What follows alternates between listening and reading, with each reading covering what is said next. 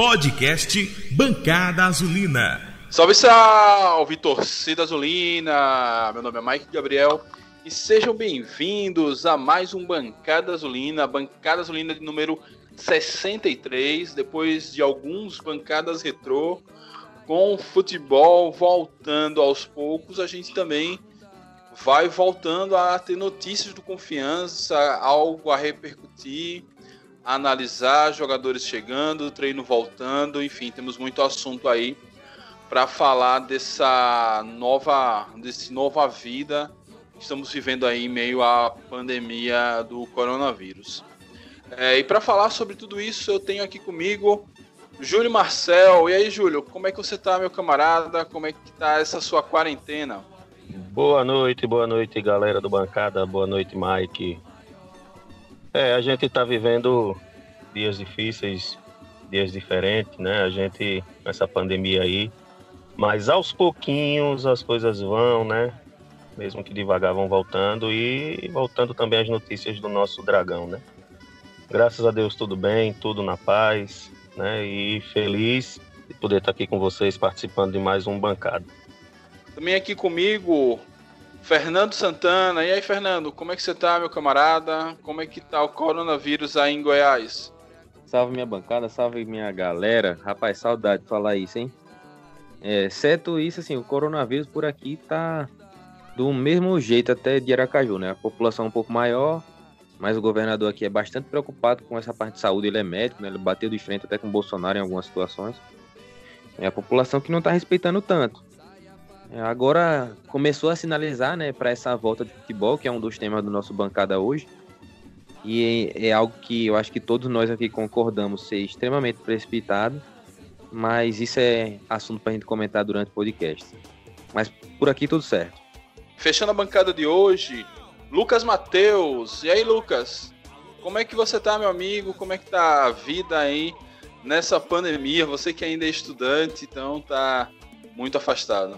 Verdade, Mike. E aí, como é que vocês estão? Eu tava com muita saudade de participar aqui do Bancada e hoje vamos matar um pouco a saudade com essas novidades que apareceram ao longo da semana aí do Dragão. Mas realmente, Mike, eu tô dividindo bastante meu tempo, né, com aulas, enfim, projetos pessoais, o próprio estágio, que a gente está trabalhando em home office, mas assim, sempre na ativa, né, tentando manter a nossa saúde mental em dia, digamos assim. Eu também estou aqui sozinho em casa, eu moro só, então sem contato com os meus pais, com pouco contato com a minha filha e vivendo aqui de delivery. Enquanto o iFood estiver me dando cupom para fazer compras, eu estou conseguindo sobreviver. Então vamos lá, o Bancada Azulina você encontra no site dragãodearacaju.com.br. Também você vai encontrar no Spotify, no Google Podcasts, no Apple Podcasts e também no YouTube. Caso tenha alguma dúvida de como acessar, é só entrar em contato com a gente aí pelas redes sociais, pela hashtag Bancada Azulina, que a gente ajuda aí você a ouvir o Bancada da forma mais confortável possível e passe também o Bancada para frente, ajude um colega ou uma colega que não está ainda acostumada com os podcasts a ouvir o Bancada Azulina, uma boa companhia aí nesses tempos de isolamento social, quando você está aí fazendo seu exercício, lavando os pratos, limpando a casa. Então você pode estar acompanhado aí pelas nossas vozes, sabendo mais da Associação Desportiva Confiança. Podcast Bancada Azulina. A volta do futebol, né? O Confiança está se planejando para voltar aos treinos. Não sei se já tem data pronta, mas já tem um protocolo de retorno aos treinos. O Campeonato Sergipano também já está com debates para ser retomado. E aí vamos começar com o Júlio. E aí, Júlio, como você tem acompanhado isso? Você que é professor de educação física, seu pai foi atleta de futebol, então você tem esse contato aí com esse meio de atletas de alto rendimento mais próximo que a gente. Como é que você acredita que essa volta e qual o impacto que isso pode ter, até como profissional de educação física, no rendimento, já que onde está voltando já está um índice de lesões muito alto? Pois é, Mike, é verdade. É complicado. É muito complicado porque a gente vê realmente uma vontade muito grande dos clubes, dos atletas, da própria torcida, né? De que volte logo. E ainda mais quando a gente vê os campeonatos, né? Por aí na Europa, como o alemão, o português, o espanhol voltou hoje, né? Bate sim aquela pontinha, aquela, né, ansiedade, mas a gente sabe que é muito complicado, né? Pela situação que a gente vive nesse momento no país, né? Então, essa questão do atleta, né? Por mais que você diga, mas os atletas estavam treinando em casa, como a gente viu, né, várias vezes aí, algumas equipes passando os treinamentos para serem feitos em casa, mas a gente sabe que não é a mesma coisa quando você pisa no gramado, quando você, né, respira aquele ar, né, de futebol, aquele cheiro de grama, é diferente, né? Tocar na bola, né, a visão de jogo, isso tudo, o treinamento realmente, que é uma coisa que está um pouco distante, né? O coletivo apronto, como se fala, né? É um pouco distante ainda.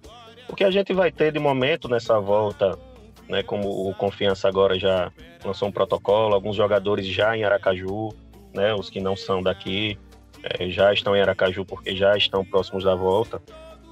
Vão ser treinamentos físicos,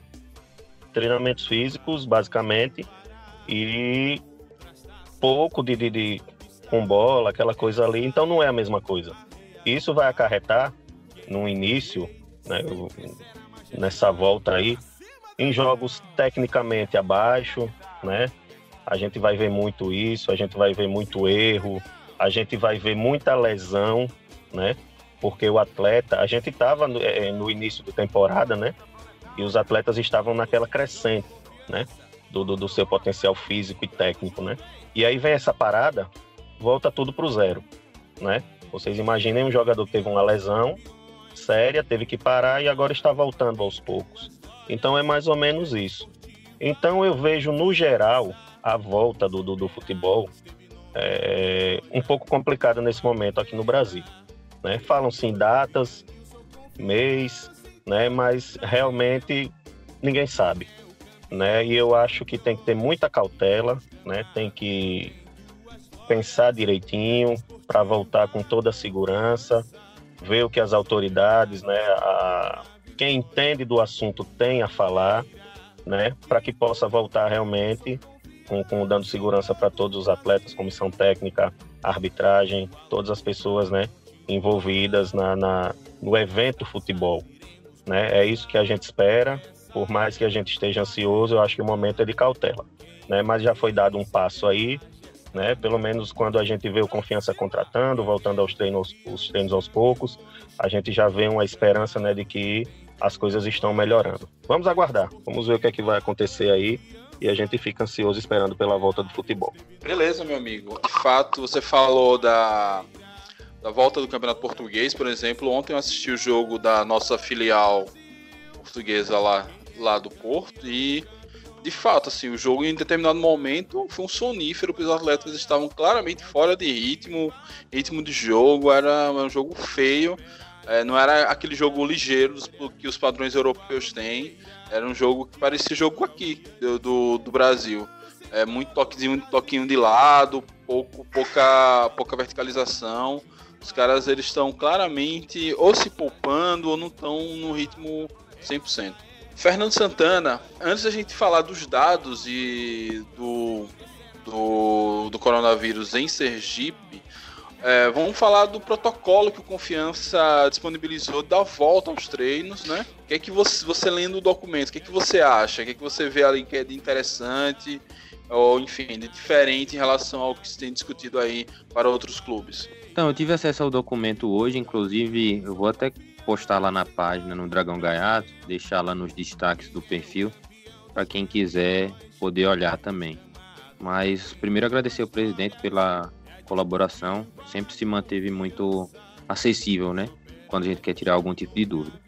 Em relação ao documento, a impressão que eu tenho é que é um documento muito bem alinhado com aquilo tudo que a gente já ouviu falar, de CBF, dos clubes de Série A e clubes de fora do estado, né? Tem muitas coisas assim relacionadas a cuidados prévios, algo que eu achei interessante é que o jogador ele não vai ter acesso ao vestiário, então por conta disso, todo o material de treino dele vai ser entregue para ele fazer a própria higiene, então os caras vão levar roupa para casa, vão fazer todo esse procedimento na casa deles, né, para evitar esse contato.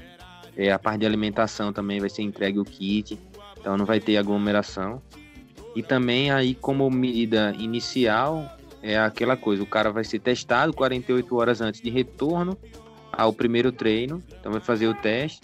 Eu só não sei qual é o período que sai o resultado desse teste, não mostra aqui, mas se pede 48 horas antes, então eu imagino que 48 horas depois já é para sair esse resultado, né, para não deixar ninguém com esse risco.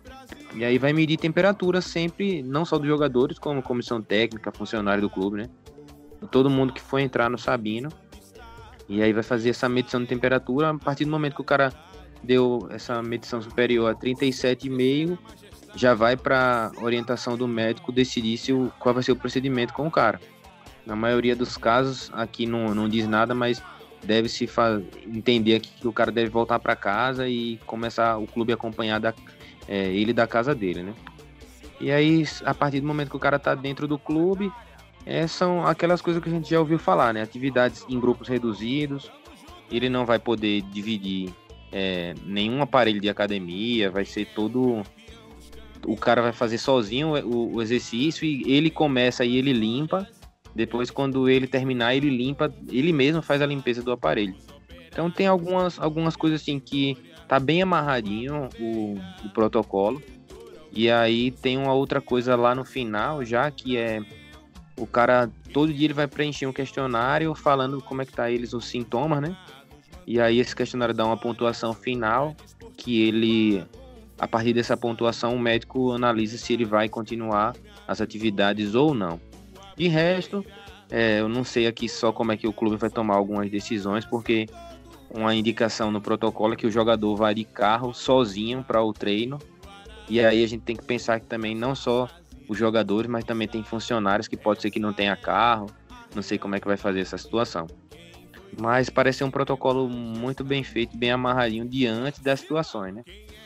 Então, vamos ver assim, sair essa data, ver os testes, ver quantos jogadores estão contaminados, quantos estão prontos para o treino, para a gente poder mesmo analisar essa evolução mais para frente. Alguém tem informação de como está o gramado do Sabino Ribeiro, que estava às portas de terminar a reforma, mas foi paralisado, e aí, isso vai ser retomado, foi concluído durante a pandemia? Alguém tem essa informação? Hoje pela manhã foi feito esse questionamento em um grupo aqui do WhatsApp, e Aurélio, né, ele falou que está parada, né, a obra do gramado devido às últimas chuvas, né? A gente sabe que aquele terreno ali do Sabino Ribeiro, quando chove, né, fica bem encharcado, e as chuvas atrapalharam aí a reforma do gramado e está paralisado. Está paralisado até que o tempo melhore aí, né? E agora que a gente está nesse período de chuvas vai ser mais complicado. E aí eles, para não deixar tudo parado, iniciaram a obra do estacionamento. O novo estacionamento lá do Sabino Ribeiro, inclusive a Aurélio mandou algumas fotos, estão tocando a obra lá. Mas gramado, por enquanto, paralisado. E o time vai treinar onde, será? Vai ficar fazendo Boa pergunta. Essa girada naqueles campos que tava fazendo antes, o NIT e tal. Que se for isso, o protocolo vai ser feito lá, né? Não tem como fazer essa... Enfim, fora do Sabino ali, você perde completamente o controle, né? Você vai, por exemplo, para um NIT, para uma universidade, é distante, é no bairro da cidade que tem mais circulação do vírus, complicado. Dentro de tudo isso, eu vou deixar a pergunta mais difícil para Lucas Matheus. Lucas, eu estou lendo aqui no Globoesporte.com, o presidente Itabaiana fala que se cogita o retorno do futebol dia 28 desse mês agora, salvo engano, 28 é São Pedro, né? Enfim. Ou seja, estamos a 15 dias, mais ou menos, da volta do Campeonato Sergipano. Diante de tudo isso que o Júlio falou da preparação física, esse protocolo e o aumento dos casos, a quantidade de casos em Sergipe tem como voltar nesse dia 28? Então, Mike, o que a gente vê comentando, né, principalmente nas mídias, né, não só as mídias sociais, mas também nas mídias tradicionais, é que os casos em Sergipe, né, em especial aqui em Aracaju, que a gente vive aqui, né, são crescentes a todos os dias. Então, assim, eu acredito que vai ser muito difícil essa volta agora, né, como você falou, no dia 28, então, eu acho que é quase impossível essa volta, porque ainda tem que ter um período de tempo para os jogadores treinarem, né? Enfim, eu acredito que se o futebol voltar de fato, ele só vai voltar lá para agosto ou mais para frente ainda, porque eu fiquei muito assustado. A gente, antes de começar a gravação do Bancada, a gente estava conversando sobre isso, né? Sobre os dados, enfim, e a gente vê que a curva realmente só aumenta, né? Do Covid. Eu li uma notícia hoje dizendo que talvez esse tão falado pico, né, só vai ser em julho. Então, assim, a gente tem vários dados que às vezes ficam meio confusos na cabeça da gente, e acredito que também fique confuso não só na nossa, mas na cabeça também dos dirigentes, dos jogadores, enfim. E eu acho que vai ser muito difícil esse retorno para agora. Eu acho que se eles estipularem um prazo, assim, digamos que para agosto, talvez a gente possa até acreditar nisso, né, porque aí eles vão ter um bom período de volta aos treinos, que eu acredito que, pelo que eu vi, o governador ainda não teve alguma reunião com Milton Dantas, então a gente está nesse impasse, né? Vamos aguardar. Os clubes, óbvio, que estão, principalmente Confiança, estão correndo atrás, né? Como o Fernando já colocou aí, eles fizeram aquele plano de ação, que ficou um plano muito organizado, por sinal, e é isso, né? Vamos torcer para que, por acaso, essa curva abaixe cada vez mais e o futebol retorne, né? Ô Júlio, você que é profissional da área, eu já ouvi o pessoal comentando que 20 dias seria o tempo ideal não, né? O tempo mínimo para essa preparação de intertemporada para os atletas voltarem aos treinos. Eu queria que você confirmasse essa informação, se é isso mesmo, se dá para fazer em mais ou em menos tempo. Mas aí é uma média, né? Em média 20 dias. É claro que varia um pouquinho para mais ou para menos, a depender do atleta. Mas eu acredito que em 20 dias, né, dá sim para que o atleta possa já atuar, né, numa partida. Agora aquela questão, né, será que aguenta os 90 minutos? Por isso essa medida da FIFA de aumentar o número de substituições, né, que agora passou para 5 substituições. Mas 20 dias sim, é possível que a equipe volte a disputar uma partida oficial tranquilamente. Mike, você, como nosso âncora do Bancada, eu gostaria que você desse a nossa posição, né? Acho que todo mundo tá entendendo que ninguém tá concordando com essa volta, mas eu queria que você falasse sobre a nossa posição. Então, falando em dados, né? A nossa posição não é simplesmente tirada da cabeça, da cartola. Hoje, em Aracaju, tivemos um aumento de casos. Atualmente nós temos em Aracaju 6.322 casos, é a maior do estado, né? O estado como um todo tem pouco mais de 10 mil casos de coronavírus.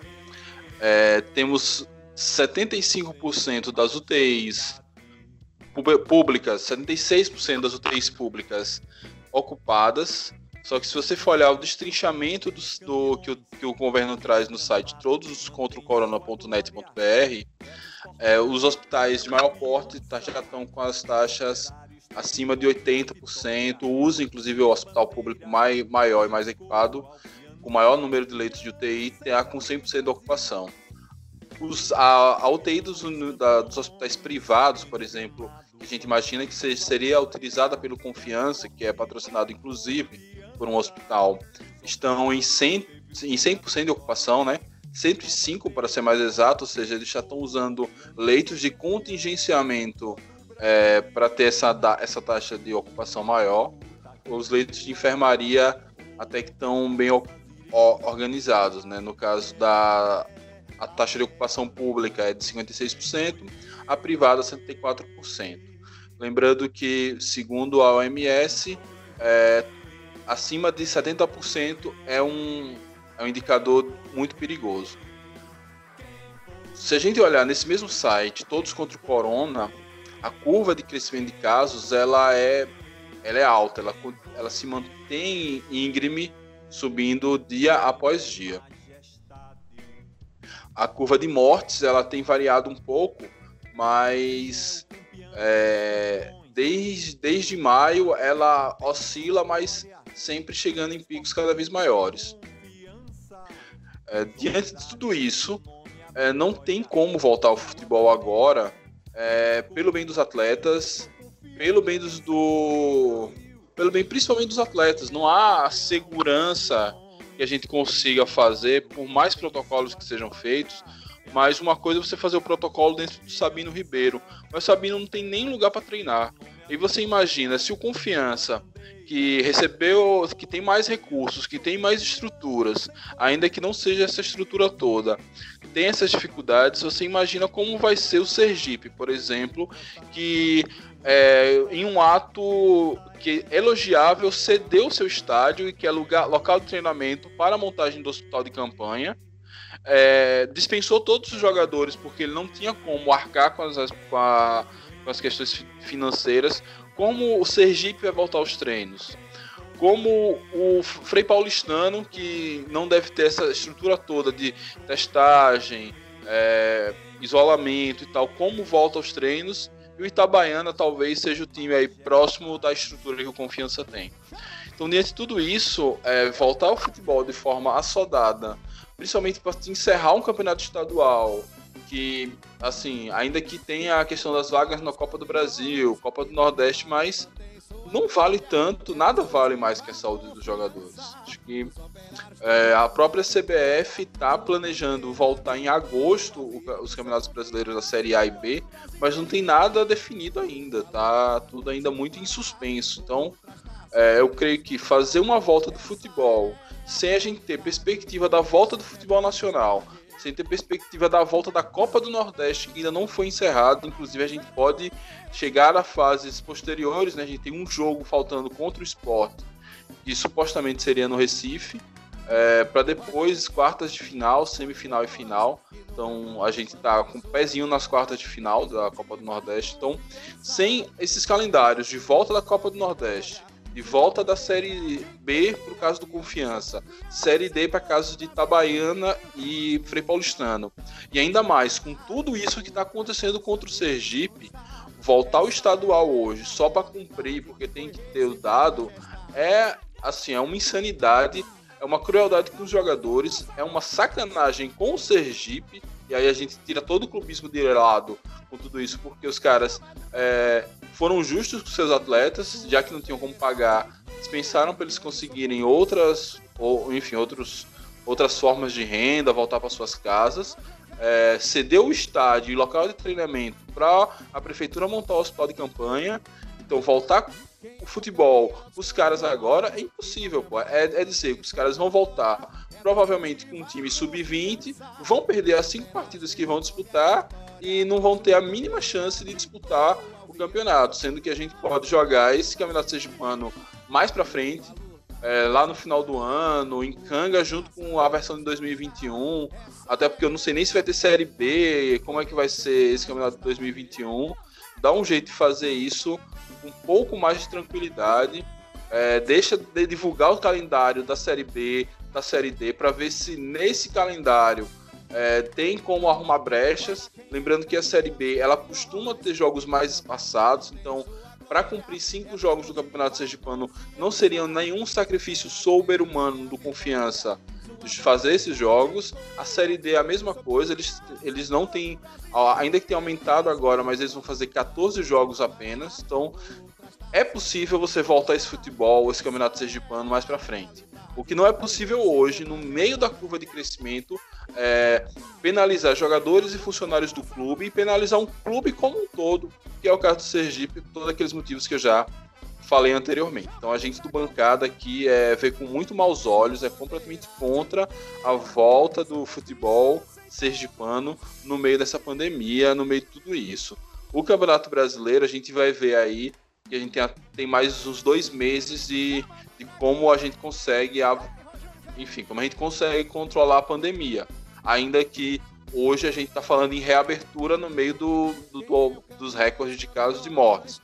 Mas em termos nacionais eu creio que tem como a gente controlar mais. Mas em termos de Campeonato Sergipano, não temos controle. A pandemia está completamente descontrolada em Sergipe, além de tudo que eu já falei. E com 5 datas apenas a gente tem como fazer isso mais para frente ao longo do ano. A nossa posição é essa e eu gostaria de que os camaradas também comentassem um pouquinho para não ficar só o meu monólogo aqui. Pois é, Mike, você foi perfeito aí, sua colocação. E um ponto importante, que é essa questão do treinamento, né? Hoje a gente, além de toda essa problemática aí da pandemia, você tem o Sabino Ribeiro em reformas, você tem o João Hora de Oliveira, né, sendo cedido para o hospital de campanha. E a parte física, as equipes podem trabalhar, dá para voltar a trabalhar, mas a parte de técnica, a parte de campo, vai ser um pouco complicada, né? Confiança já vinha treinando aí na Unite, treinou no SESI, né? Chegou aí pro Petroclube. O Sergipe vai ter que correr para isso aí também, né?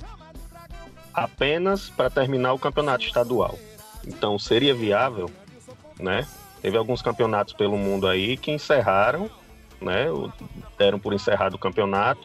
O posicionamento que estava na tabela foi mantido, né? E tá aí, estão se preparando para voltar para o ano que vem ou para, né, outras competições que ainda possam começar esse ano.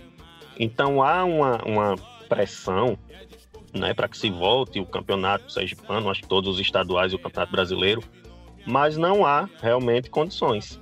Não há condições e fica essa coisa de colocar data, é junho, é julho, é agosto, é setembro, né, e fica até chato de se comentar isso aí. Então eu acho que eu acho que para mim o principal aí é essa questão dos treinos. Acredito que para Frei Paulistano e Itabaiana não tem esse problema, né, mas os clubes da capital realmente aqui vão sofrer nessa volta aí, né, e aí teria que ser feito algo no Batistão para que pudessem treinar lá, né, algum tipo, né, de não sei, a gente fica pensando aqui, inclusive Confiança na Série B, né, se é que a Série B vai voltar, mas realmente é difícil, não concordo, acho que é muito complicado voltar o futebol nesse momento. Eu acho estranho porque a gente está se pautando pelo calendário europeu, né, que vive uma outra realidade da questão da curva do vírus, né, de mortes e casos. Não é à toa que, assim, se a gente for pensar, na Europa já tinha estourado, no Brasil ainda estava a coisa começando a chegar e o futebol correndo normal. Eu lembro do último bancada que nós fizemos aqui, a gente falando para aproveitar da possível última vez que a gente fosse pro Batistão no ano. A gente não, né? Vocês, que eu não tô aqui longe, não fui. Mas eu lembro desse papo. E aí a nossa federação, a Confederação Brasileira, os governantes não foram capazes de articular pelo menos um plano antecipado para ter encerrado os estaduais, né? Porque se a gente já tivesse entendido que isso a porra ia pegar aqui, chegou um determinado número de casos, meu irmão, fecha tudo, mantém o protocolo que a gente tá começando agora para treinamento, tinha mantido lá para encerrar os estaduais pelo menos, para acabar, dar um ponto final em uma realidade que é comum de muitos estados, né? Hoje nós vivemos o privilégio de estar na Série B, que a CBF, inclusive, está dando linha de crédito para a Série A e Série B, né? Antecipação também da cota da Globo. Hoje o Confiança, contando a verba acumulada, chega a 26,4 milhões de reais antecipados pela CBF de direito de transmissão. Foi antecipado agora também mais 10 milhões, né? Já tinha sido feito 15 milhões, já tinha sido feito 11,4. Então a gente vive uma realidade atípica no estado, né? 27 anos atrás o Confiança não passava por isso. E os outros clubes, né?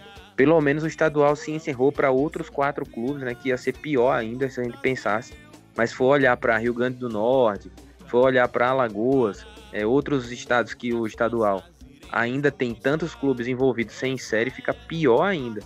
Então, fica muito difícil de ver a volta do futebol, mas faltou muita competência dos nossos governantes para poder ter feito um protocolo inicial para dar um ponto final nesses estaduais, para depois pensar no Brasileirão. Agora tá tudo muito embolado e fica complicado realmente pensar como é que essa situação toda vai se resolver. Fernando, porque a gente, quando a gente começou o isolamento social, quando a pandemia começou a pegar mesmo aqui no Brasil, a gente imaginou que a gente ia ficar preso em casa 2 meses, já vão para 3 meses, e a gente chegou no pior depois de 3 meses, por N questões, por falta de estrutura, porque o auxílio emergencial do governo foi uma porcaria, muita gente não recebeu, teve aglomerações e mais aglomerações em fila para recadastrar CPF, porque teve gente que não conseguiu aprovar, teve gente que não conseguiu usar o aplicativo Google, e depois dessas aglomerações os casos pioraram. Teve a própria pressão de alguns setores empresariais que fez afrouxar alguns setores, e a cada afrouxamento aumentou a quantidade de casos. Enfim, de fato a gente entra no isolamento achando que a gente consegue conter, consegue preparar a estrutura e consegue achatar a tal da curva, né, que era o que se falava muito lá em março, só que a gente não conseguiu. Essa curva ela continua crescente, continuam mais pessoas morrendo. A gente já chegou hoje, no dia dessa gravação, dia 11 de junho, a 40 mil mortos no Brasil. Em Sergipe a gente está em 260, salvo engano, vou confirmar essa informação. Então, de fato, nesse questão, eu vou até tirar um pouquinho da culpa dos governantes. Então, em Sergipe hoje são 264 óbitos. Porque, de fato, assim, os governantes têm culpa por não ter feito o que deveria ter feito, né? Fazer ajuda para que as pessoas ficassem em casa. Você vê que tem empresas, as micro e pequenos empresários, até hoje, 3 meses depois, estão começando a ser notificados de que vão receber um auxílio aí para que eles possam pagar as contas. 3 meses para uma empresa pequena, basicamente sem renda, é a morte, tá ligado? Isso se aplica também a muitos trabalhadores e trabalhadoras que não têm o privilégio de poder trabalhar de casa e manter seus rendimentos. Então, os dirigentes, de fato, não tinham como fazer essa questão. Agora, sendo um pouco mais pragmático, voltando ao tema do futebol, eu até entendo quando a CBF e os clubes começam a projetar uma volta para o futebol nacional em agosto. E aí pode ser setembro. Por quê? A gente tem uma Série A e Série B com 38 rodadas, com pontos corridos. Os clubes querem manter isso, porque isso significa manter um regulamento organizado, um regulamento que é usado basicamente no mundo inteiro, e manter principalmente o dinheiro, né? Então, por exemplo, você voltar a fazer 5 datas do Campeonato Sergipano sem público, significa você ter prejuízo em 5 rodadas para definir um campeão. E na prática você vai ter uma alegria momentânea, até porque você vai comemorar o título em casa, para quem for, no caso, se a gente for campeão, vai comemorar o título em casa, não vai poder nem sair para comemorar esse título. Vai ganhar uma vaga na Copa do Nordeste, que por causa do Confiança a gente já até tem na pré-Copa do Nordeste, e frio, não vai ganhar mais nada. É um prejuízo de saúde e um prejuízo financeiro. Já o Campeonato Brasileiro, ele ainda tem essa pressão financeira, já que ele vale literalmente milhões para cada clube. Então, fazer um protocolo, aguardar o tempo para a volta do Campeonato Brasileiro me parece até razoável. Agora, botar o carro na frente dos bois para cumprir 5 rodadas do Campeonato Sergipano, que em condições normais já dá prejuízo, e nas condições da pandemia, com toda a segurança que precisa ter, vai dar um prejuízo ainda maior para você definir mais vaga para a Série D, para a Copa do Brasil e Copa do Nordeste, sendo que dá para a gente fazer isso mais para frente, quando a coisa estiver mais organizada, porque no final das contas é o que vale mesmo. Então essas Copas não vão começar mês que vem, elas vão começar ano que vem, sabe-se lá Deus quando. Ô Mike, só para dar uma pincelada rápida em relação à Copa do Nordeste, eu vi muitos comentários, principalmente nos grupos do WhatsApp, do Confiança, em relação a ter a chance de disputar a Copa do Nordeste num estado único, no caso, né? Primeiro foi aquela ideia que falaram em relação a Pernambuco, que a gente poderia jogar lá, não só nós, mas todos os times também que estão na competição. E na semana passada, se eu não me engano, falaram em relação também a jogarmos no estado da Bahia. E o que eu mais fiquei impressionado é que muitos torcedores acharam isso super interessante, que era como se fosse a lâmpada mágica, sabe? E Pernambuco e Bahia são dois estados que estão em grande crescente, eu acho que até muito mais aqui do que aqui em Sergipe. Então, assim, dá para se colocar com certeza essa competição da Copa do Nordeste mais para frente, e o estadual também, né? Eu acho que no momento a gente pode até falar de Campeonato Brasileiro, mas esses outros campeonatos acho que dá para empurrar para frente com certeza. Lucas, a questão da Copa do Nordeste é que a Copa do Nordeste tem problemas adicionais em relação ao Campeonato Sergipano, porque a gente tem, por exemplo, o Bahia, que está na Série A e está na Sul-Americana, então é mais datas aí para você organizar. A gente tem, acho que o Fortaleza, enfim, tem uns 2 ou 3 que também estão na Copa do Brasil ainda, mas também são poucas datas, então a ideia era resolver mesmo logo a Copa do Nordeste antes do Brasileiro, porque eu acho que o Sergipano dá pra gente ir ajustando, vamos dizer, lá para outubro, novembro, mas eu acho que a Copa do Nordeste, assim que voltar e pegar no tranco mesmo o Campeonato Brasileiro, eu acho difícil que a gente, por exemplo, que Bahia e Sport larguem a Série A para ir disputar uma rodada de Copa do Nordeste. Então, acho que os caras estão querendo fazer logo isso, até porque se a Copa do Nordeste fica sem campeão, os caras estão com medo de todo o processo judicial, já que a Copa do Nordeste já foi interrompida. Mas eu concordo com você, eu acho que também não é prioridade, acho que a Copa do Nordeste a gente pode deixar ela sem campeão, pode, enfim, acho que não vai ser um bicho de 7 cabeças, ainda que tenha todas as questões financeiras envolvidas, mas a gente pode tentar ver isso mais para frente, no final do ano, fazer ali como tem no futebol inglês, né, um Boxing Day na era do Natal, que se a Série A e a Série B parar, a gente pode fazer umas rodadas ali do Campeonato Brasileiro entre finalzinho de dezembro e início de janeiro. É até uma área do calendário que os clubes pecam em não aproveitar, já que no mundo todo os caras aproveitam isso, enfim, talvez tenha uma possibilidade ali interessante. Então vamos lá, né? Já que o futebol tá aí para voltar, o Confiança começa a se movimentar também no mercado, né? Então, nós já tivemos recentemente as notícias da saída de Moraes, a volta de Ari Moura, a chegada de André Moritz e a renovação com o Dudu, lateral, que foi aí a nossa grata surpresa na nossa lateral esquerda aí nesse início de temporada. Então vamos começar a falar de quem está saindo sem nem ter chegado direito. Moraes. E aí, alguém acompanhou de perto como foi essa saída de Moraes? Eu confesso que eu estou pegando muito o que sai na imprensa muito seco. Eu não estou mergulhando muito nos grupos de WhatsApp para pegar as informações, não. Júlio, você que é o homem do WhatsApp aí, o que você tem a falar da saída de Moraes? Então, Mike, as informações que a gente tem realmente são poucas sobre essa saída de Moraes. O que eu fiquei sabendo foi justamente pelo rádio, né, pelo WhatsApp, foi que ele alegou problemas pessoais, a questão da lesão dele, que não conseguiu, né, se recuperar, e o Confiança ainda parece que tinha o interesse em que ele voltasse, que sabe tentar recuperar o atleta.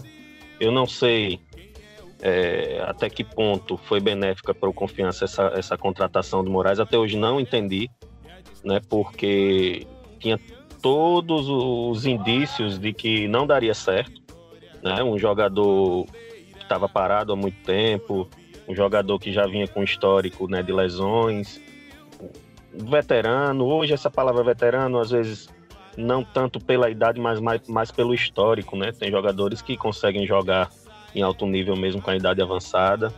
Enfim, eu não entendi. Justamente eu não entendi porque foi numa época onde o Confiança mudou, né, a sua política de contratações, quando o técnico Daniel Paulista começou, né, realmente a tomar conta disso aí. E a gente viu jogadores chegando por empréstimo, contratações pontuais e jogadores que chegavam para resolver, para ser titular. E de repente, né, a gente é surpreendido agora com esse ano com a contratação de Moraes, né, uma coisa que fugiu, que destoou do que vinha acontecendo no Confiança com relação a contratações. E eu acho que o que aconteceu era o esperado, né? O atleta, a gente escutava que ele não conseguia, né, nem acompanhar nos treinos o ritmo dos companheiros, né? E ficou ali, a gente via na televisão as reportagens, ele sempre correndo em volta do campo, caminhando e tal, aquela coisa. Então estava na cara que não ia dar certo. Acho que foi mais uma lição, né, a ser aprendido pela diretoria. Não adianta estar investindo nesse tipo de jogador que realmente é muito difícil que dê certo. Mas, né, a gente não está lá nos bastidores, não sabe realmente o que aconteceu, né? A gente deseja boa sorte aí ao Moraes, que ele possa, se é que ele ainda vai seguir a carreira dele, ter boa sorte, né? Pois é, a história de Moraes é complicada, até porque ele tem um histórico já também, como o Júlio estava falando aí, né, em relação à preparação física, cuidados médicos. E aí a notícia também que chega do falecimento do pai dele, né? Inclusive foi um dos motivos que ele, se não me engano, parou 2 vezes na carreira, anunciou a aposentadoria, depois retornou. E um dos motivos, logo no começo, a primeira, se eu não me engano, foi por conta do estado de saúde do pai. O pai dele, não sei se foi o Covid, mas o pai dele já era idoso, né? E sofria de diabetes e de Parkinson. Então não sei se foi complicação dessas doenças ou se foi por questão do Covid, mas pelo que Hernando comentou aí na rádio, após o falecimento do pai também, ele não teve mais cabeça, né, para encarar o projeto do Confiança. E agora a bola seguiu, né? E assim, ver um cara que passou esse tempo no Confiança e não conseguiu jogar realmente é as águas nos levando para melhores caminhos, né? Torcer também, como o Júlio falou, para que ele possa encontrar boa sorte, um caminho de paz aí pela vida dele, mas no Confiança não deu certo não, e também não foi nem explicada essa vinda dele para cá. Pois é, galera, eu vou parafrasear nosso craque brasileiro Neymar, né? Moraes, saudade do que a gente ainda não viveu, né? Porque eu vou dizer, viu, essa contratação do Confiança foi aí uma das mais aguardadas pela torcida. Eu me lembro que quando o Moraes foi anunciado, o grupo de WhatsApp que eu tô bombou. Eu acho que desse ano todo, eu acho que foi o dia que mais teve mensagens nesse grupo. E eu fiquei impressionado com isso e lamento também o falecimento do pai dele. Realmente é uma situação muito triste, muito complicada. Não sei se ele vai dar prosseguimento à carreira dele, mas tomara, né? Tomara que ele consiga retornar à carreira dele em outro clube. Infelizmente não deu certo no Confiança, mas é isso, né? Vida que segue. Eu não sabia dessa informação sobre o falecimento do pai dele, né? Então realmente é uma situação muito difícil para ele, né? O que dificulta mais ainda, né, se fosse o caso dele querer voltar. Eu sei da história, o pai dele passou por problemas sérios de saúde, que ele teve que interromper a carreira, eu acompanhei isso aí, mas não sabia do falecimento, né? Infelizmente. Mas é isso aí. Realmente o falecimento do pai dele inclusive a gente deixou um abraço aí para Moraes, dificilmente ele vai ouvir, mas a gente imagina a dificuldade que principalmente isso não tem jogadores que meio que acabam a carreira. A gente tem Adriano, por exemplo, que Adriano Imperador teve problema sério com o falecimento do pai dele, que acabou precipitando vários outros problemas de saúde do próprio Adriano. A gente lamenta. Leandro Kivel também, né? No ano que o pai dele morreu. Sim, Leandro Kivel. Caiu bastante de rendimento, confiança. A gente imagina que você perder alguém tão próximo, alguém tão importante na sua vida, deva ser um baque muito grande. Você tá em outra cidade, no meio dessa loucura que a gente tá vivendo hoje, não tem como julgar. A gente espera que que tudo se organize na vida de Moraes a partir de agora. Vou dar uma pincelada em Dudu, né? Dudu não estava na nossa pauta inicial, mas eu dei uma olhada aqui rápida no GE, e aí lembrei que ele teve o contrato renovado. E aí, uma boa renovar, segurar ele e botar uma multinha caso alguém venha buscar. Mais um golaço aí, né? Para a diretoria. Tomara que ele traga frutos, né? Que a gente consiga negociar esse atleta ou então colher esses frutos dentro de campo, que ele já mostrou que tem qualidade. E aí, assim, também bate uma reflexão sobre a nossa base, né? Você falou de Dudu, eu me lembrei também que no áudio tá rolando aí de Hernando, né? Dando entrevista na rádio, ele falou da situação do atleta Rafa Marcos, né? Aquele atacante. Se não me engano, ele teve poucas oportunidades no ano passado. Esse ano não me lembro dele ter entrado. Mas era um atacante de beirada. Também foi acabou encerrado o contrato dele. E a gente vê assim, essa questão da base, né? Alguns moleques da Copinha, hoje a gente não sabe nem onde estão, se estão. E Dudu foi nessa peneira, né? Foi o que ficou, né? Foi um achado mesmo. E que essa renovação da diretoria tomara que traga bons frutos para nós. Verdade, Fernando. Parabéns à diretoria com essa renovação do contrato de Dudu, né? A gente que no início do ano teve a questão, na verdade lá no final da Série C, né? A lesão do Altemar, né? Aí teve o Michel, que foi para aquela reta final e acabou saindo, né? Até por uma polêmica aí. E chegou o Silva agora, né? Que até estava atuando bem em algumas partidas, mas acabou se contundindo. E aí veio o Dudu, uma grata surpresa para mim. Confiança, nota 10 aí nessa contratação. Garoto muito bom, tem muito potencial e vai ajudar muito Confiança aí nessa temporada. Concordo com os colegas, acho que Dudu é a nova revelação do Confiança. É um jogador que chegou realmente para somar. Eu acho que era o jogador da base que a gente estava realmente precisando. Inclusive ele fez bons campeonatos, né, juniores, e agora está colhendo os frutos, né? Acho que o jogo que ele fez contra o Bahia, eu vi muitas críticas de algumas pessoas, mas eu estava lá na Fonte Nova e vi ao vivo o quanto de garra que aquele menino teve. Eu não me lembro se ele marcou Cleison ou se foi Rossi. Eu acho que foi Rossi. E ele marcou muito bem. Eu gostei muito do estilo de jogo dele. Acho que Confiança acertou na renovação, viu? Até porque você, com 19 anos, pegar uma Fonte Nova lotada com Bahia cheia de estrela não é fácil não, cara.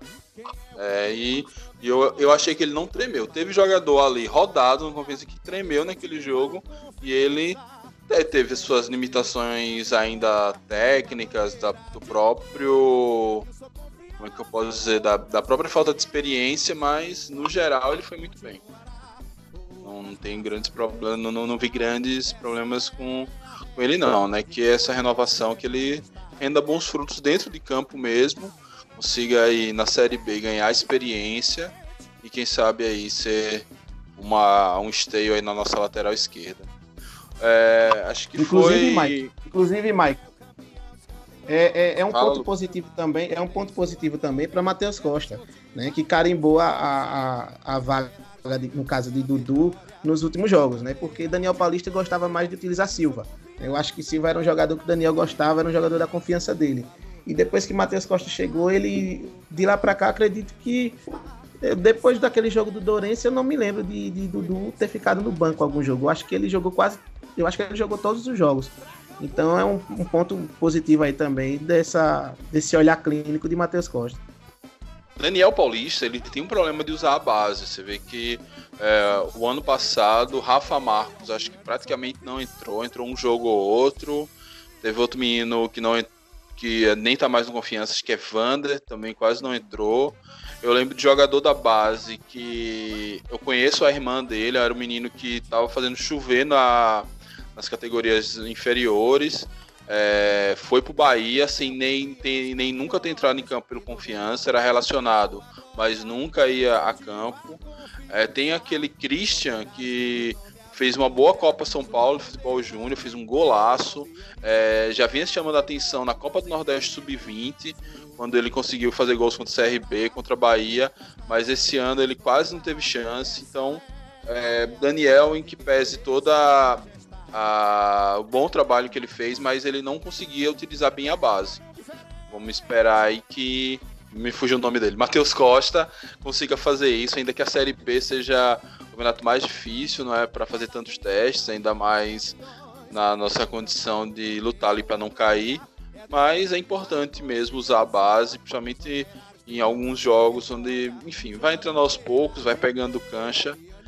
A gente precisa, tanto porque é mais barato, quanto porque, como a gente consegue negociar esses jogadores, a gente consegue lucros e rendimentos, né? O polêmico presidente do Vitória, Paulo Carneiro, ele diz que times que não revelam seus próprios jogadores são times de aluguel, e que ele pretende voltar à grandeza do Vitória com um time com 80% do time formado na base. Então, tem as polêmicas dele, né? Mas de fato os anos de ouro do Vitória era quando tinha 70%, 80% de jogadores formados na base do próprio Vitória. Vamos lá agora falar de Ari Moura. Antes de falar do André Moritz, Ari Moura. E aí, eu vou logo com a opinião que eu sei que é a mais polêmica. Júlio, você gostou da volta de Ari Moura para o Confiança? Mike, esses dias foi muito bom poder voltar a falar de contratações no Confiança, né? Voltar aquela resenha, os grupos bombaram aí. Mas, cara, a galera não gostou muito não da minha posição, viu? Ari Moura, torcida do Confiança te adora, viu? É o seguinte, cara. É o seguinte. Nada eu contra o Ferroviário. Nem me lembro. Olha só. Eu não vou dizer, muita gente às vezes a gente faz alguns comentários e as pessoas já tiram, né, conclusões. Eu bati muito na tecla com relação a Ari Moura, né, com relação a gols perdidos, não ter jogadas onde ele pudesse fazer assistências para gols, jogadas objetivas. Isso na passagem dele no Confiança, né, naqueles jogos que a gente quase morre do coração, né, na reta final da Série C. E eu bati em cima dessa tecla, por quê? Porque eu acho que um jogador para a posição dele não basta... Ari Moura é um cara driblador, é um cara que não tem medo de cara feia, parte para cima, né, chama a responsabilidade, e aí ele tende a errar mais. Ponto. Mas tiveram momentos decisivos, né, que o Confiança, do Confiança na reta final da Série C, que para mim faltou, não foi que faltou técnica, faltou qualidade a Ari Moura, para mim foi displicência, né?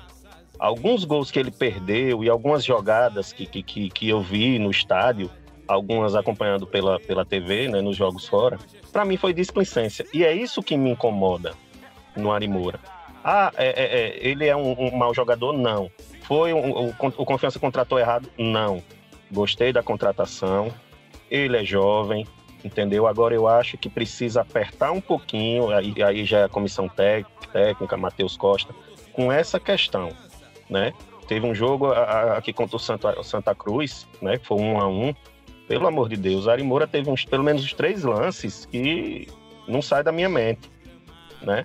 E aí a gente pega o jogo lá contra o Ferroviário, ele perde um gol parecido com o que perdeu aqui no Batistão, né, sozinho, o Tito deixa ele na cara do gol, e aí ele faz o gol de cabeça, né, um cruzamento belíssimo de Ítalo, né, importante, sim, a gente não pode tirar a importância de Ari Moura, né, pro Confiança não, o que ele fez, né, no nosso acesso, jogador importantíssimo.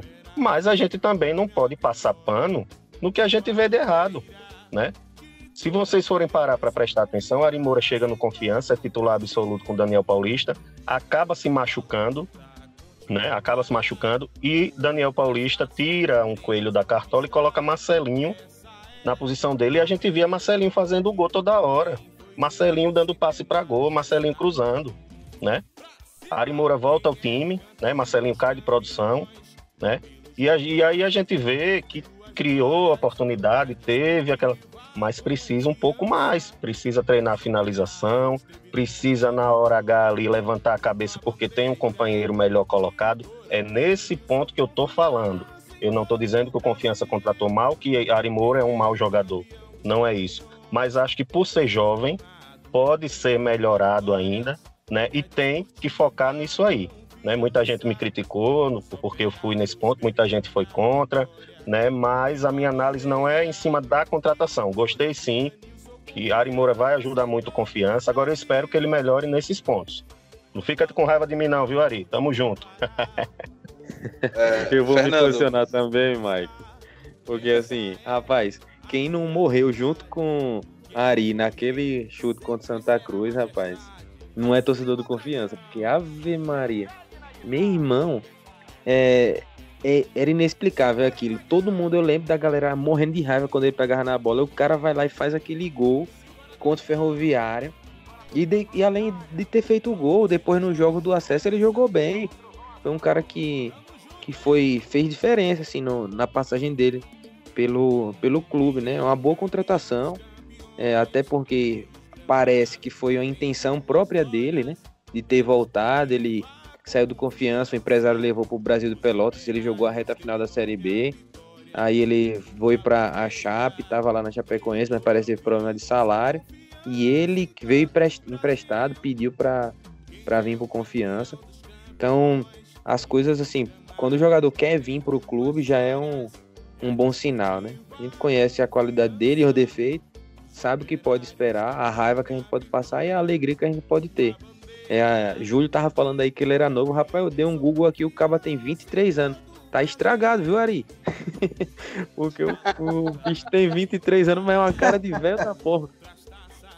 Mas ele me lembra muito aquele jogador Jorge Henrique, né? Que jogou no Corinthians, foi campeão mundial. Até tem um fato curioso que esse Jorge Henrique, fazendo uma aspas aqui, nada a ver com o programa, ele, na final do Mundial do Corinthians, ele tava com a bandeira do estado de Sergipe. E essa bandeira, quem deu pra ele foi meu vizinho. Ele pegou a bandeira achando que era uma bandeira do Brasil qualquer, só porque tinha verde e amarelo. E aí ele tava lá comemorando com a bandeira do estado, saiu até matéria no Globo Esporte Sergipe aí. E Ari Moura me lembra muito o estilo dele, né? Jogador meio, até o tipo físico, né? Que é muito mais um cara de velocidade e assistência ali do que definidor, né? À toa que os números dele comprovam, né? Na carreira ele não é um cara de muitos gols, né? Mas para isso a gente tem aí o grande Mikael, que tá despontando, e Renan Gorni, que tá voltando aí também para bater os pênaltis quando a gente precisar. Fernando, você colocou inclusive os números de Ari no grupo esses dias, né? Que ele fez 15 jogos pelo Confiança, só fez um gol. Fez 8 jogos pelo Brasil de Pelotas, só fez um gol, e fez 9 jogos pela Chapecoense e nenhum gol. Então, assim, o que a gente tira de lição em relação a Ari é que finalização não é o forte dele. Então, assim, eu inclusive fiz até uma comparação no grupo que eu tô, que eu disse, o Ari, ele me lembra muito Vinícius Júnior no Real Madrid, né? Aquele jogador que faz um calor danado ali na ponta, mas na hora da finalização ele peca. Então, assim, eu acho que ele pode ser muito bem aproveitado, principalmente dando assistências, né? Como você falou, do mesmo jeito que o Gorni ou o Mikael podem ajudar nos pênaltis, eu acho que o Ari também pode ajudar os centroavantes numa possível assistência, numa jogada interessante. Então, assim, é claro que a gente torce que ele treine muito mais finalizações e que faça mais gols pelo Confiança, né? Afinal, ele só fez um.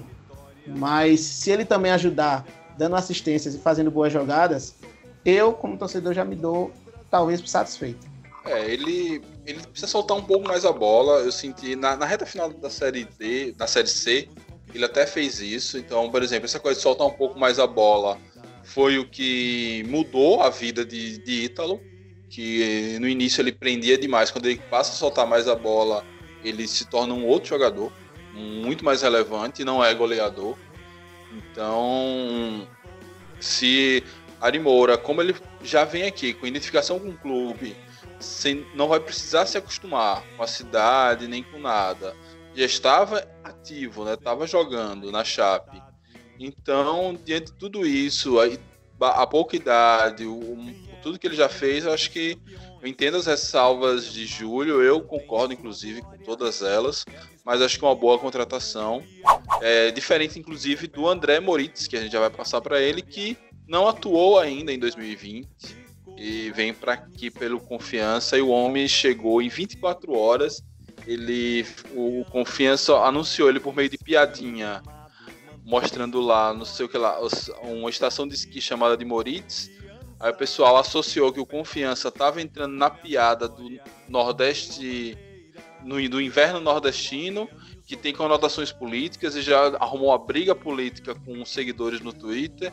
Depois André Moritz é anunciado, a galera descobre o Instagram dele, vê vídeos de cunho político criticando os protestos contra a morte do George Floyd e algumas postagens bem associadas à extrema-direita. Aí arruma uma treta com a Roma de torcedor do Confiança, apaga essas postagens e de noite ele já tava no Tinder. Já saiu o print dele no Tinder. Então, assim, o homem chegou nervosíssimo em Aracaju. Chegou chegando. Rapaz, o grupo do Bancada nunca foi tão movimentado como ontem, viu? E faz impressionante. E o cara foi assunto o dia todo. E essa do Tinder foi demais. Pois é, o homem chegou nervosíssimo em Aracaju. E eu tava olhando a ficha dele. Ele não jogou em 2020, fato. Mas ele até que movimentou bem em 2019, né? Então, Júlio, você que é o homem do WhatsApp, o que é que o Data Zap Zap tá dizendo aí de André Moritz? Cara, o André chegou chegando aí, né? É o bigodão, né? Fazendo sucesso aí. Então, sobre o André Moritz, sim, sobre a questão da polêmica, das postagens, depois se o pessoal puder dar uma olhada aí, eu olhei, ele parece que já apagou algumas, viu? No Instagram, rolou uma polêmica aí, parece que ele andou apagando. Mas depois o pessoal pode observar melhor aí. Vamos falar da parte de futebol, né? Eu gostei muito da contratação do André Moritz, né? O famoso DVD, né? Fui assistir o famoso DVD. Não vou mentir que não conhecia, não tenho lembrança dele, né, jogando por outras equipes. E gostei.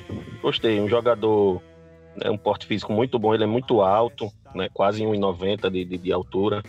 Habilidoso, uma canhotinha, né, poderosa, bate muito bem na bola, né, no que eu pude observar aí de uns vídeos de jogos dele, tanto no futebol europeu, né, na Inglaterra, como já aqui no futebol brasileiro, no Avaí, né, e no Londrina, se eu não me engano, ele teve também. É um jogador muito rodado, né? Exímio cobrador de faltas. Eu vi alguns lances realmente gols muito bonitos de falta, né? E não são poucos, né, na carreira, coisa que hoje é raro, né? Principalmente aqui no futebol sergipano, a gente tem um cobrador de falta, aquele que quando vai bater você olha, já fica apreensivo esperando, né, o gol. Então eu gostei muito dessa contratação, né? E é um jogador acostumado a grandes jogos, né? Que vai ajudar muito Confiança aí na Série B. Aí vem o outro lado, né? Eu gosto de olhar sempre os dois lados, a parte boa e a parte ruim.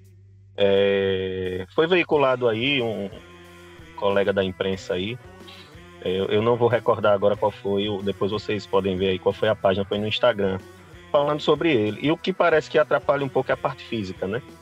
É a parte de lesões, né? Realmente, jogadores ultimamente, depois dos 30, 33 anos, que vem chegando no Confiança, vem com esse famoso histórico de lesões, né? A gente já viu o Felipe Lima aí sofrendo muito no Confiança, com lesão, Vinícius Simon, né? Jogadores que já passaram nos 30 anos e sofrem com lesões recorrentes.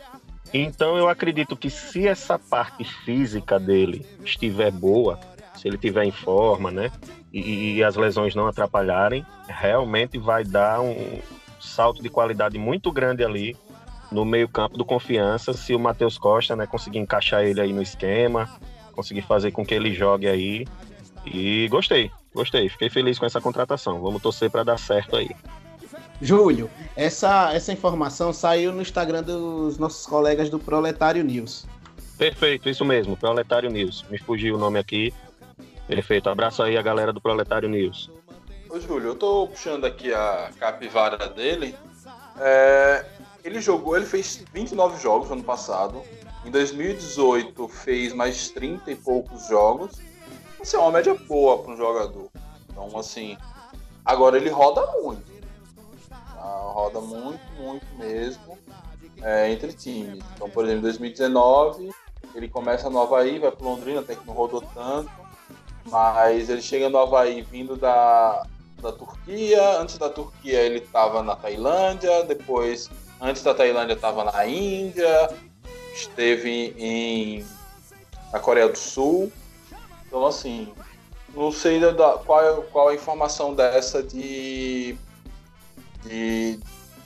lesões, mas assim, 29 jogos com o jogador nessa faixa etária parece ser uma quantidade interessante.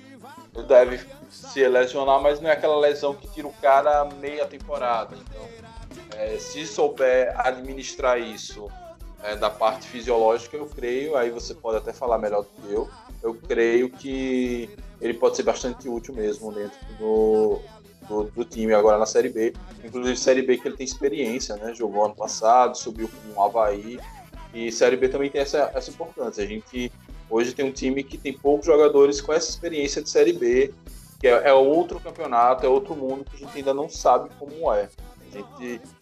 Enquanto a gente reina e sabe todos os caminhos da Série C, a Série B agora a gente precisa aprender tudo isso. Uma coisa que me chamou a atenção, Mike, foi que nessa reportagem aí do Proletário News, me chamou a atenção que o jornalista lá, ele tem uma frase que ele fala: se ele estiver magro, vai ajudar muito. Aí isso me assustou. Na foto do Tinder ele tá magro. Verdade, pois Essa famosa foto do Tinder. Mas, galera, assim, olhando essa contratação do André, eu acho que o torcedor, ele finalmente agora tá tentando sonhar com o camisa 10, né? Que a gente tanto sonhava, porque o Confiança contratava sempre jogadores, mas era a sensação que o torcedor do Confiança tinha, era aquela sensação que a gente abre a geladeira em busca de um sorvete e encontra um pote de feijão. Era aquela sensação que a gente não sabia o que é que vinha por aí, quando vinha, não surtia, né, aquilo que a gente esperava. Mas eu gostei muito da contratação também de André. Eu acho que, como o Júlio falou, ele tem umas cobranças de falta muito boas, que era talvez isso, uma das coisas que a Confiança estava precisando. Também ele também tem algumas invertidas de bola que eu achei muito interessante também. Inclusive ele fazia muito isso no Avaí. Eu recebi um vídeo dele na época do Crystal Palace, mas aí, como tem um certo tempo, digamos assim, ele jogou lá em 2013, se eu não me engano, então eu fui pegar no Avaí, algum vídeo do Avaí, para ver o que ele fez por lá. E realmente ele é um grande jogador, jogou no Avaí muito bem. Inclusive dizem até que ele é uma grande liderança também na equipe. E é isso, cara. É um jogador que tem boas investidas de bola, os chutes de fora da área também são muito bons. E eu gostei muito do passe também, que é uma coisa que Confiança também tinha muitos problemas no meio de campo, era aquele último passe pro ataque. E eu acho que esse jogador, a gente espera, pelo menos, né, que ele acrescente isso que a gente tanto sonhava, né?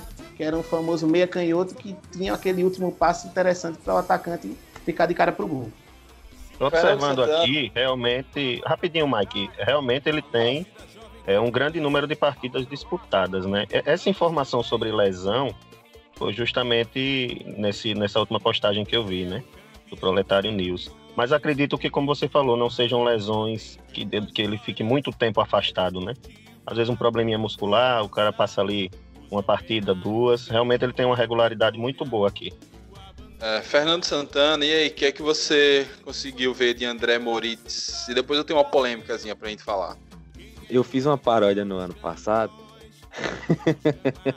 Eu não tô aguentando não, quando eu tenho essas ideias. Eu rio mais antes de fazer do que depois de fazer. Fiz uma paródia no ano passado falando de Genivaldo. Mas agora acho que vou ter que fazer uma de André. O nome dele é André. Eu conheci ele no Tinder.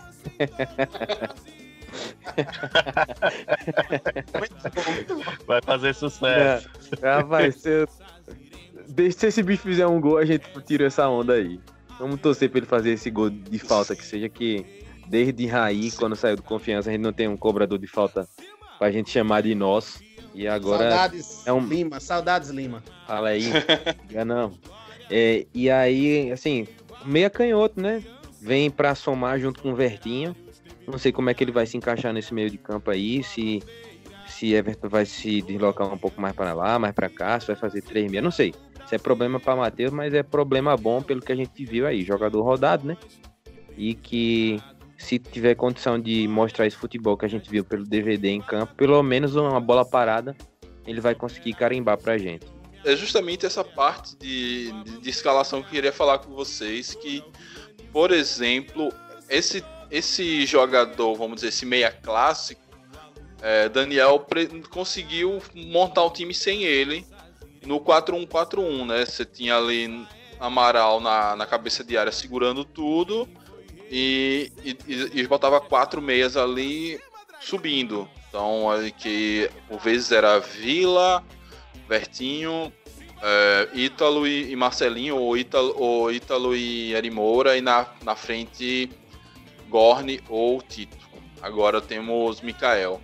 Só que Matheus parece-me que vai querer usar um esquema mais clássico, com 2 volantões mesmo ali, né? Inclusive antes da paralisação tinha chegado um volante. Então o que vocês acham que esse futebol mais moderno do 4-1-4-1 seria mais interessante? Será que ele se adaptaria a um esquema com mais velocidade? Verdade, Mike. Eu não vou mentir que eu preferia o esquema do Daniel. Eu percebi o Matheus Costa um pouco mais conservador, né? Ele toma mais cuidados, né? Mais precavido. Eu não sei, cara. Realmente aí é uma dorzinha de cabeça boa aí pro Matheus para tentar encaixar esse time aí. Até porque o André Moritz, pelo que eu vi, ele parece que joga também como um segundo volante, né? Ele pode, não sei, de repente jogar um pouco mais recuado, não sei. Acredito que ele vai manter esse esquema, né? Agora eu fico imaginando aqui quem ele tiraria para a entrada do André. Por quê? Por causa das características, né? Confiança no time atual não tem nenhum jogador com as características dele. Então teria que mudar um pouco aí, não sei. Realmente é uma dor de cabeça boa, né? Vamos ver aí como é que vai ser armado esse time. Agora, Júlio, se a gente for pensar nesse 4-1-4-1 que o Mike falou, eu acho que quem ia perder a vaga aí, assim, pensando aqui com os meus botões, eu acho que quem perderia a vaga aí era Everton, porque, queira ou quer não, o Moritz é um meia, considerado meia esquerda, e eu acho que se ele fosse jogar do segundo volante, ele poderia jogar do lado esquerdo e do lado direito poderia jogar Rafael Villa, por exemplo, com Amaral ali de volante, né, de volantão, e ali nas pontas, Ítalo na ponta esquerda e Ari na ponta direita. Eu acho que se fosse fazer esse 4-1-4-1 que Mike falou, eu acho que quem perderia a vaga aí seria Everton. Agora, se ele for manter como aquele estilo mais conservador, com 2 volantes, aí já muda tudo, né? Do pouco que eu me lembro, porque parece que a gente não vê futebol tem uns 5 anos com essa parada aí. O Matheus Costa usa o 4-4-2, só com Mikael um pouco mais espetado e alguém flutuando ali. Por vezes é Reis, por vezes Jefferson o próprio e Amaral ali na volância. Isso. Eu creio que não vai mudar muito além disso, não. Então, acho que quem vai perder a vaga mesmo deve ser Vertinho ou Vila. Mas eu não sei. Pelas características mais defensivas de Matheus, provavelmente Everton. Ainda que Vila não estava tendo uma boa início de temporada, né? A gente sabe as qualidades que ele tem. Eu acho o Vila muito importante, cara, ali naquele esquema do Confiança, porque ele é um jogador que ele tanto marca, como ele também volta e meia chega na área. Eu acho que ele é um segundo volante que talvez até seja o melhor segundo volante aí do futebol sergipano. Não, tranquilo, Vila é fantástico, sou fã dele, inclusive ele é muito inteligente, ele tem o que ele falta de corpo, ele consegue ter alguns recursos, tirar algumas jogadas, algumas coisas da cartola, que é bem interessante mesmo. Só precisa ser um pouco mais forte, né? E aí, Vila e Everton, os meninos de glória, devia até sair um filme, né, sobre isso, um documentário. Falta mais mídia, né, pra esses cabras. Porque os cabras são bons de bola, mas tem jogador no elenco que é pior, mas é muito mais mídia. E aí aparece. Eu acho que se eles tivessem essa capacidade de fazer com que eles fossem mais vistos, mais lembrados. Rapaz, esses caras não estavam no Confiança nem capé, já estavam em outro time de Série A, Série B, um time com condição financeira melhor, porque os caras são bons de bola demais. São muito tímidos, né? Eu tive o prazer de conhecer o Rafael Villa pessoalmente, né? E os caras são muito tímidos. Realmente essa parte da mídia aí, pra eles não gostam muito, não. Já André Moritz. Pois é, já o André Moritz chegou, já chegou chegando. Mas é isso, camaradas. Bom falar com vocês. Depois de tanto tempo. Assim, nem tanto tempo assim, porque a gente gravou os retrôs, né? E vamos lá, as despedidas. Júlio, suas despedidas pra gente encerrando aqui esse podcast de intertemporada. Desejar, né, saúde, principalmente a todo mundo do Bancada, você, Mike, Lucas, Fernando, toda a galera que faz parte do grupo, né? Esse momento difícil que a gente está vivendo, né? Espero que esteja mais próximo de terminar, que a gente possa voltar, né, às nossas vidas, né, normais, volte a acompanhar os jogos. Acredito que no estádio vai demorar um pouquinho, mas pelo menos, né, na TV, mesmo sem torcida, já dá aquele gostinho, né?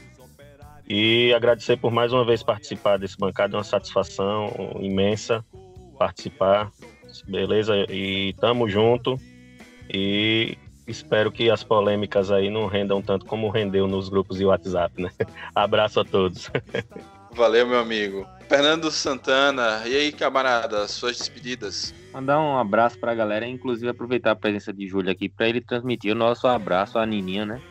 Ao grande Nininho, histórico no futebol sergipano, participou no Bancada, também histórico, né? Deixando uma entrevista de pai para filho, que foi muito interessante. Transferir o nosso abraço e agradecer o tempo dele de se dedicar a participar conosco aqui e engrandecer o nosso podcast.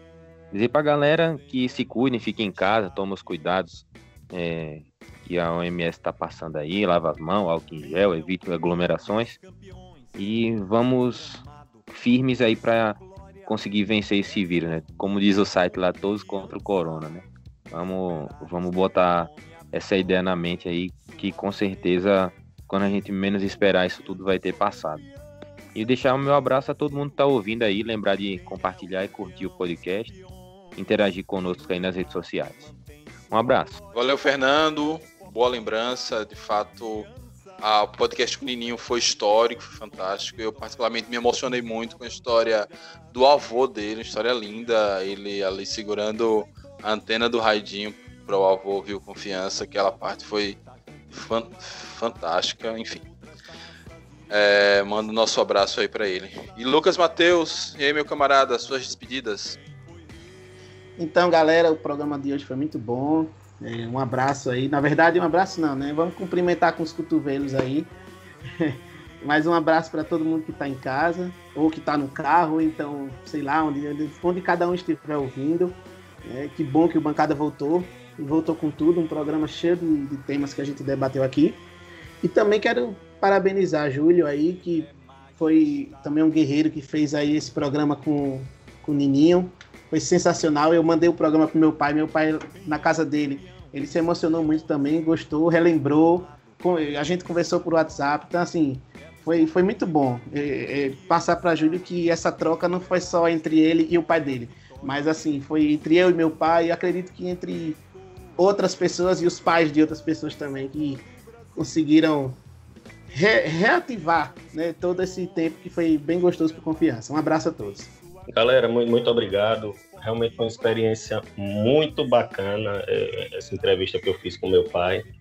E assim, minha mãe me confessou que disse que ele, à noite, às vezes, pega ele ouvindo, né? Diz que já mais de 2, 3 vezes ele para e fica escutando. Então foi muito bacana, ele ficou muito feliz, muito emocionado também. E eu só tenho a agradecer a vocês por terem me dado, né, essa oportunidade aí de ter feito esse registro, né, com uma riqueza de detalhes muito grande, que inclusive ainda tinha mais perguntas, mas se estendeu muito. Em outra oportunidade a gente retorna aí. Obrigado a todos, hein? Valeu, Júlio, nós que agradecemos mais uma vez. Eu sei que ele acompanha de perto Confiança, não vai muito ao estádio, mas acompanha pela TV. Se ele quiser vir comentar os jogos aqui com a gente no Bancada, fique à vontade. Da minha parte, gostaria de agradecer a todos, né? Matar a saudade de falar do Confiança. Infelizmente, não é dentro do que a gente gostaria, até porque a gente se posicionou contra o retorno do futebol, mas está chegando esses jogadores, está saindo Moraes, enfim. A gente não pode também ser cavalo do cão de não querer comentar as coisas que estão acontecendo no Confiança. Então, muito obrigado a todos e a todas que chegaram até aqui. Se cuidem, se puderem, fiquem em casa. Vamos aí tentar realmente vencer esse vírus, essa pandemia, ou, enfim, aprender a conviver com ela de forma que a gente não perca tantas vidas importantes.